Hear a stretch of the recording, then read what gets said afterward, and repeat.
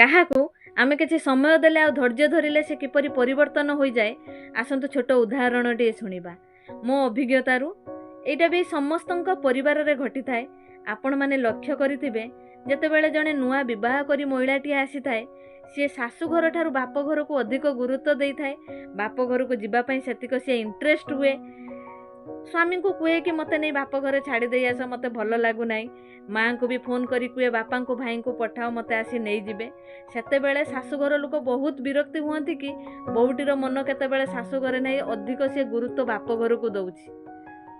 ଏ ଘଟଣା କିଛି ବର୍ଷ ଏମିତି ଚାଲିବା ପରେ ସେଇ ମହିଳା ଏତେ ପରିବର୍ତ୍ତନ ହୋଇଯାଏ ଯେ ବାପ ଘରୁ ଫୋନ୍ ଆସିଲେ ବି ସେ କହିବ ନା, ମୋ ପିଲା ପାଠ ପଢ଼ିଲାଣି, ମୁଁ ଏବେ ଯାଇପାରିବିନି, ମୋ ପାଖରେ ସମୟ ନାହିଁ, ମୋ ଶାଶୁଙ୍କ ଦେହ ଭଲ ନାହିଁ, ଶ୍ୱଶୁରଙ୍କ ଦେହ ଭଲ ନାହିଁ। ତ ସେଇ ପୁଣି କିପରି ପରିବର୍ତ୍ତନ ହେଲା? ତ ଆମକୁ କିଛି ସମୟ ଦେବାକୁ ପଡ଼ିବ, ଧୈର୍ଯ୍ୟ ଧରିବାକୁ ପଡ଼ିବ।